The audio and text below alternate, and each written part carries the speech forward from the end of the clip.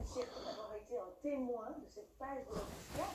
J'en suis personnellement content et heureux. Pour ma petite part, je suis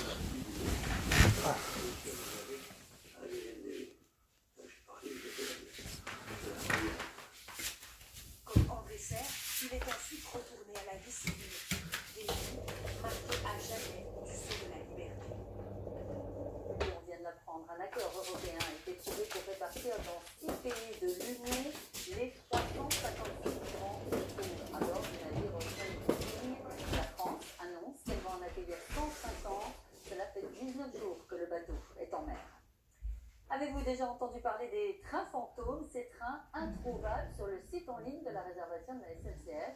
Et pourtant, ils existent bel et bien, des trains impossibles à réserver, annoncés comme complets, mais vides.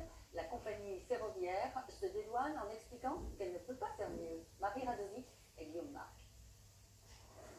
Ce sont des trains dans lesquels vous ne pouvez pas monter, ou plutôt que vous ne pouvez pas trouver sur les plateformes de réservation.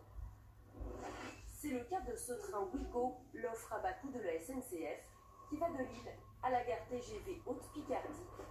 Impossible de réserver ce trajet. Pourtant, il existe bel et bien. C'est une étape sur la ligne qui rejoint Marseille. Pour éclaircir ce mystère, nous avons tenté l'expérience avec un billet pour Marne-la-Vallée. Et sur le quai, l'arrêt Haute-Picardie est bien annoncé sur le tableau d'affichage. Ce trajet était impossible à réserver, pourtant il y a de la place. 30 minutes plus tard, nous arrivons en Picardie et constat, je descends. Nous sommes d'ailleurs les seuls à le faire, car si le train s'arrête, c'est uniquement pour prendre de nouveaux voyageurs. Pourtant, cette destination est bien vendue sur les TGV classiques, 12 € pour une centaine de kilomètres. Alors pourquoi pas sur les trains à bas coût? Parce que ce trajet ne répond pas au modèle économique de Ouigo, explique la SNCF, nous ne vendons donc pas ces trajets. Une politique que ne comprennent pas les associations de voyageurs.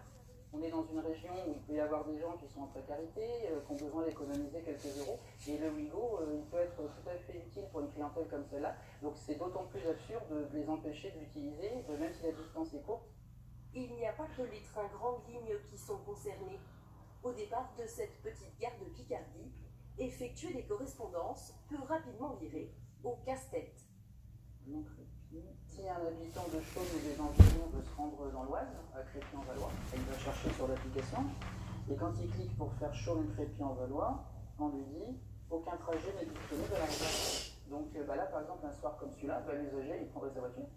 Pourtant, ce trajet est possible en train, à condition d'avoir accès à un guichet. Ici, il fait à 13h30. Attention, regarde fils. 50 minutes, animé. Site internet et applications, 3 millions de possibilités de voyages différentes au total. L'entreprise a déjà effectué 1650 mises à jour depuis le début de l'année. Alors combien de lignes sont concernées en France? Difficile de le savoir. Et justement, en parlant de transport, la rentrée se rapproche Il va chercher Orange, dès aujourd'hui, et déjà, les forces de l'ordre sont à pied d'œuvre. Marius Guettou et Charlène Personnat sont allés à la rencontre de ces gendarmes soucieux de votre sécurité. Dans les longues files du chassé-croisé des vacances, ils passent inaperçus. À bord de ce véhicule, des gendarmes avec une mission, ne rien laisser passer. Cet homme à moto va s'en rendre compte. Il vient de passer devant eux, sur la bande d'arrêt d'urgence. Il semble décidé à ne pas respecter les marquages au sol. Vous me suivez? Suivez-nous, monsieur. Vous présentez votre permis de conduire, la carte grise du véhicule, monsieur. Pris sur le fait, il tente quand même de discuter.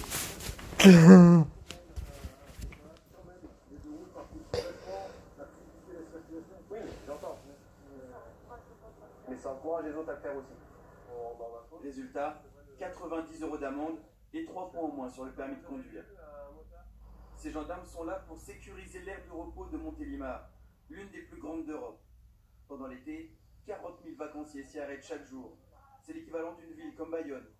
Sur place, une petite gendarmerie a été installée. Les week-ends de forte circulation, au minimum 2 gendarmes patrouillent en permanence. L'une de leurs priorités, repérer les véhicules dangereux. Les premiers concernés, les camions, susceptibles d'être en surcharge.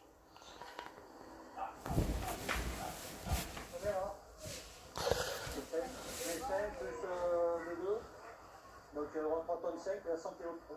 Alors les risques, c'est notamment au niveau des pneus, vous voyez un peu, ça quand même, ça fait pression sur les pneus, une surchauffe des pneus et ça peut exploser. Sans parler de la structure du véhicule qui n'est pas adaptée en cas d'accident. Moi je vais verbalise pas. 100 kg de trop sur les 3,5 tonnes autorisées, les gendarmes seront indulgents avec ce transporteur. En revanche, ce camping-car allemand a dépassé les limites. 300 kg de surcharge. Pas question de le laisser partir dans cet état. Il y a 300 kilos en trop. Vous devez payer 19 euros. Non, 90 euros. Il a suffisamment de poids pour mettre dans la remorque. Il peut répartir une partie de son poids sur sa remorque. Faut pas que le Va chercher une arme. après s'être acquitté de 90 euros d'amende, il pourra reprendre la route. Compréhensif, le touriste s'exécute et répartira le poids de son chargement autrement. J'ai fait une erreur. Vous êtes fâché ou vous comprenez? Va chercher une arme. C'est pour la sécurité. L'autre mission, assurer la sécurité des vacanciers qui viennent profiter de l'aire de repos. Leur bête noire, les voleurs qui ont pour cible les camping-cars, en particulier pendant la nuit. Pour sensibiliser les voyageurs, Attention, madame fils. et donne des Ça astuces. complique. Un camping-car, il s'ouvre en moins de... À mi-mai. Ils arrivent très facilement. Et entre 4 à 5 heures.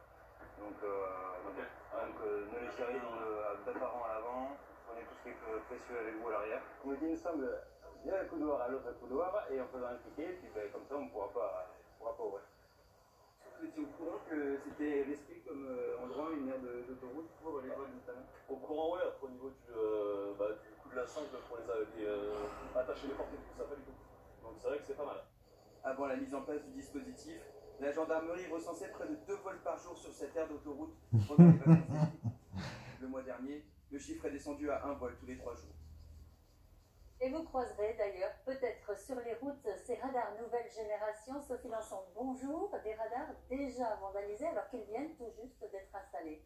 Et oui, sur les 80 déjà installés, une dizaine de radars tourelles a été détruite ou abîmée. Par exemple, ici en Savoie, dans la nuit du 12 ou 13 août, regardez, la machine a été incendiée. Elle est totalement calcinée et carbonisée. Alors ces radars tourelles sont des appareils dernier cri, capables de surveiller 32 véhicules sur 200 mètres de long dans les 2 sens de circulation, censés aussi être plus robustes. Chaque radar tourelle coûte 32 000 euros. Et à combien s'élève la facture? Est-ce qu'on a des... Alors au-delà des tourelles, difficile de savoir exactement combien de radars classiques, de radars automatiques ont été détruits ou abîmés. Selon les estimations, il y en aurait 2100 depuis la fin de l'année dernière.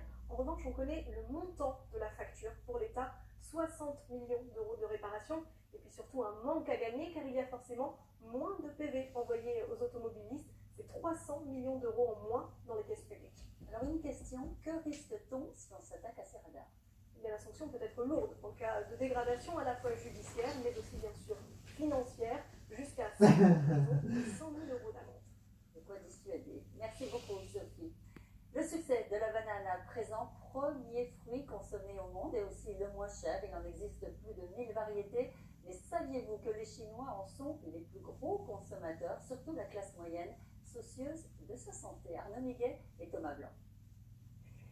Des bananeraies s'étalent à perte de vue. Le Yunnan, au sud de la Chine, est l'une des régions qui produit le plus de bananes. Celles-ci sont destinées aux grandes villes comme Pékin ou Shanghai, où la demande ne cesse d'augmenter. Zhanzili et Yuming sont tous deux producteurs. Leur carnet de commandes est bien rempli. La demande est tellement importante qu'on a du mal à suivre. Il va chercher. Hein. Attention, radar fixe. Ça complique. Hein. À mi-mai. Hein.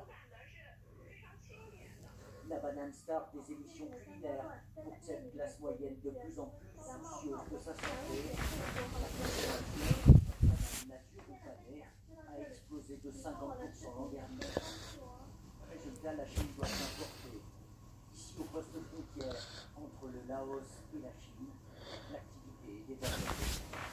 Car pour assurer son approvisionnement en bananes, l'Empire du Milieu se tourne désormais vers les pays voisins. Ces bananes, elles viennent du Laos, on les charge dans le camion pour... C'est